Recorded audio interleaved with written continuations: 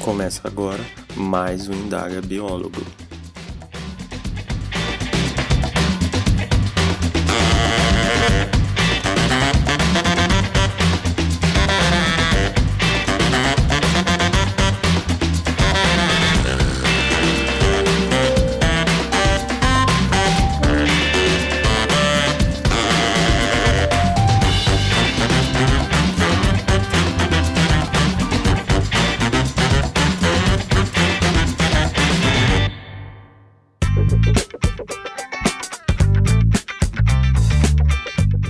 Olá pessoal, eu sou o Gabriel Messias e essa é mais uma edição do Indaga Biólogo, um podcast para falarmos sobre a profissão do biólogo. No episódio de hoje eu trago mais uma área de atuação do biólogo, controle de vetores e pragas sinantrópicas. Vamos entender um pouco mais sobre essa área de atuação e como o biólogo se insere na mesma. Mas antes de começar o nosso papo, vou deixar alguns recadinhos. Semanalmente é enviado por e-mail um boletim informativo com informações da profissão, oportunidades e informações do podcast. Para se inscrever é fácil, basta acessar o site do podcast e preencher o formulário presente na página inicial. Além disso, lá no YouTube tem o canal do podcast e semanalmente eu posto um vídeo falando de diferentes assuntos. Então dá uma conferida e, se possível, se inscreva para ajudar a apoiar essa iniciativa. Dados os recados, então bora conversar?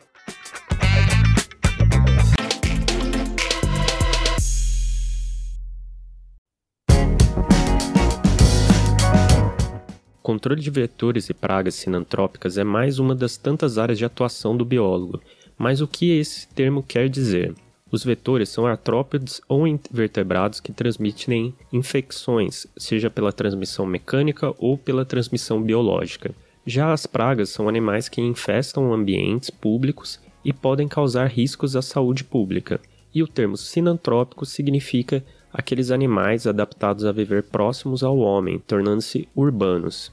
Alguns exemplos de animais que estão nessa classificação de vetores e pragas sinantrópicos são aranhas, carrapatos, escorpiões, morcegos, mosquitos, pombos, ratos e pulgas.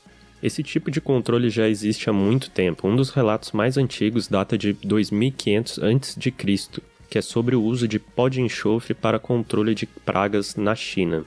Um fato interessante que reforça a característica de sinantrópico é que a presença de certos vetores e pragas se relaciona à dispersão do homem pelo mundo. Camundongos e ratazanas, famosos musmúsculos e ratos-ratos, respectivamente, surgem em regiões da América do Sul devido à presença de navios europeus que chegavam por aqui, ou seja, acabavam sendo carregados até aqui na bagagem do navio. Os problemas associados a esses animais geralmente começam a brotar e são reflexo do processo de urbanização inadequado. Inclusive foi assim que aconteceu no Brasil, especificamente no caso do Rio de Janeiro. Após o fim da escravidão, 13 de maio de 1888, houve um grande movimento migratório para a capital carioca, somando a urbanização sem qualquer planejamento. Resultado? Doenças como febre amarela, peste bubônica, varíola, tuberculose surgiram na população. Nesse contexto, pós-fim da escravidão, onde havia expansão urbana desenfreada e presença de problemas com a fauna, surgem pesquisadores como Oswaldo Cruz e instituições como o Instituto de Patologia Experimental de Manguinhos, atual Instituto Oswaldo Cruz. Médico de formação, Oswaldo Cruz foi escolhido para contribuir no controle de doenças como febre amarela, peste bubônica e varíola, que apresentavam surto no Rio de Janeiro. Entre as medidas tomadas por ele houve o controle de vetores como mosquitos e ratos. Esse seria então um dos primeiros grandes relatos do controle de vetores e pragas sinantrópicas no contexto brasileiro. Mas e afinal, quais são essas atividades de controle possíveis?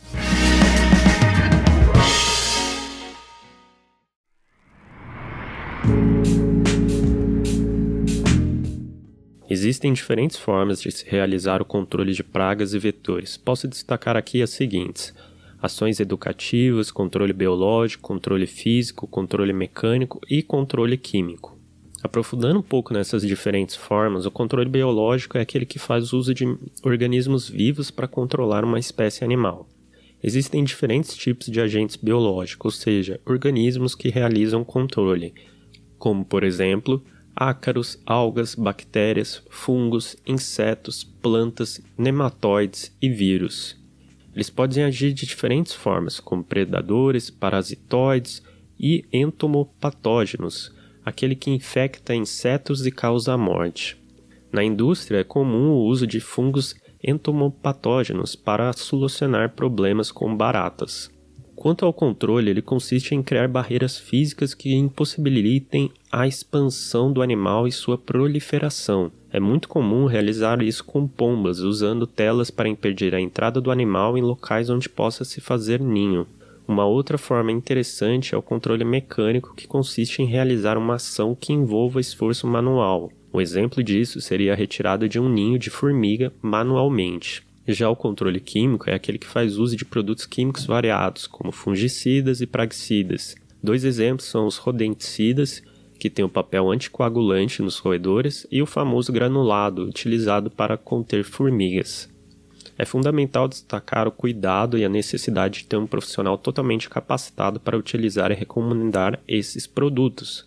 O uso inadequado pode gerar efeitos colaterais tóxicos, assim como um efeito bumerangue, como no caso dos roedores. O efeito bumerangue acontece quando um produto é mal aplicado e, em vez de estimular a diminuição dos indivíduos de uma espécie, o produto acaba aumentando a população a longo prazo.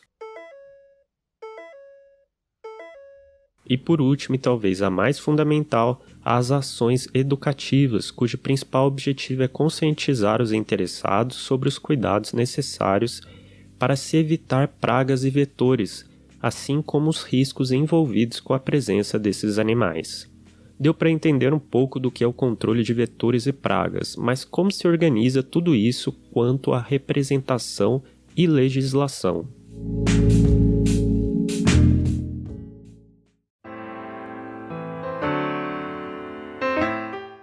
Ao tratar da atuação no controle de vetores e pragas sinantrópicas, é necessário entender que essa área se relaciona a diferentes ambientes. É possível associar a locais de habitação humana, produção industrial, espaços públicos, comércios, entre outros. Como consequência disso, existem diferentes legislações nas quais deve-se prestar atenção. No contexto geral, existe a regulamentação quanto às normas gerais para funcionamento de empresas nessa área. A Resolução RDC número 18 de 2000 e a Resolução RDC número 52 de 2009 da Anvisa e a Portaria número 9 de 2000 do Centro de Vigilância Sanitária são algumas das normas que regulamentam a atuação dessas empresas.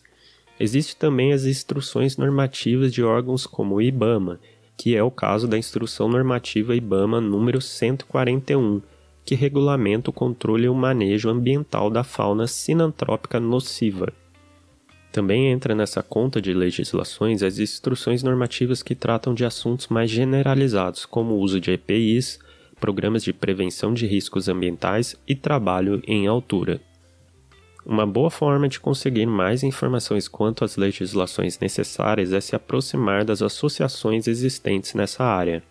Como é uma área de grande potencial, ela acaba sendo bem estruturada e com bastante representantes. No nível nacional existe uma federação, a Federação Brasileira das Associações de Controladores de Vetores e Pragas Sinantrópicas, que engloba simplesmente 16 associações diferentes. Além disso, a Associação dos Controladores de Vetores e Pragas Urbanas, a APRAG, criada em 1992, e a Associação Brasileira de Controle de Vetores e Pragas, a ABCVP, criada em 1990. A APRAG, por exemplo, possui cursos de aperfeiçoamento, além de também promover a ExpoPrag, que é um evento que, segundo seu site, é um ponto de encontro do setor para ativação de negócios, lançamento de produtos, geração de conteúdo, conhecer as tendências e inovações no mercado, fortalecer relacionamento e networking. Cabe ressaltar que na APRAG existe um biólogo que está envolvido nessa capacitação e que tem muito reconhecimento na área, que é o Sérgio Boccalini. Além de atuar na capacitação dos profissionais associados à APRAG, ele é vice-presidente executivo da instituição e ocupa o cargo de conselheiro suplente no CRBio 01. Vale salientar também que a Prague possui uma revista chamada Biólogo Solução, que tem um papel educativo e ressalta a atuação da nossa classe nessa área de atuação. Um outro fato interessante dessas associações, especificamente da Prague, é que o sistema CFBio-CRBio tem uma grande aproximação da mesma. Já investiu R$ 63.950 na edição de 2018 da Expo Prague, assim como busca parcerias regionalizadas para o crescimento do biólogo nesta área. Mas agora falando do nosso caso, como é regulamentada a nossa atuação nesse setor e o que podemos fazer.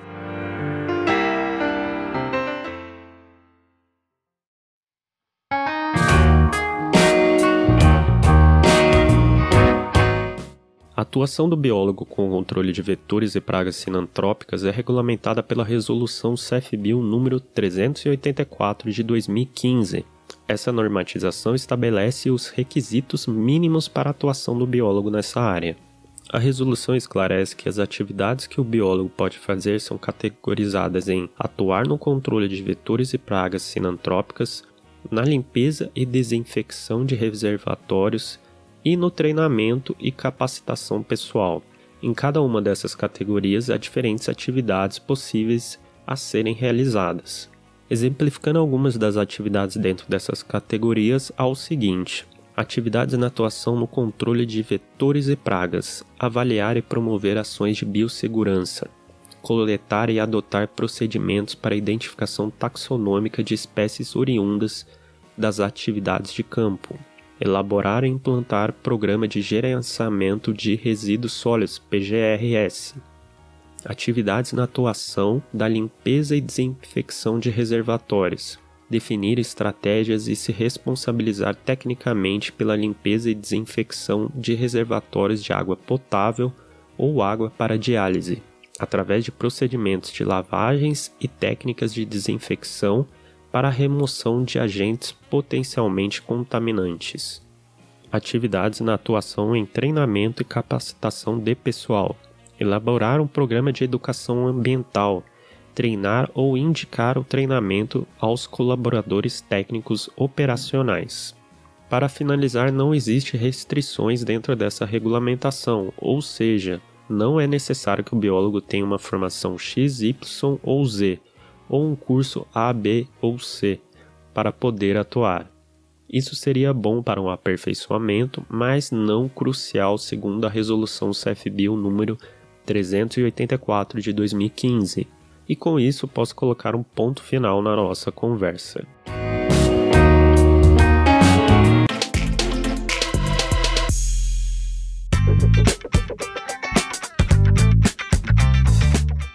Finalizando mais um Indaga Biólogo tratando sobre controle de vetores e pragas sinantrópicas. Com essas pinceladas de diferentes assuntos que eu dei, já é possível ter uma noção mínima dessa área de atuação do biólogo. Eu vou deixar todos os links do que foi citado no site do podcast, então se quiser dar uma conferida, olha lá. Se você gostou, peço que compartilhe, nos siga nas redes sociais e caso tenha uma dúvida, mande um e-mail para indagabiologo@gmail.com. Um abraço e até mais.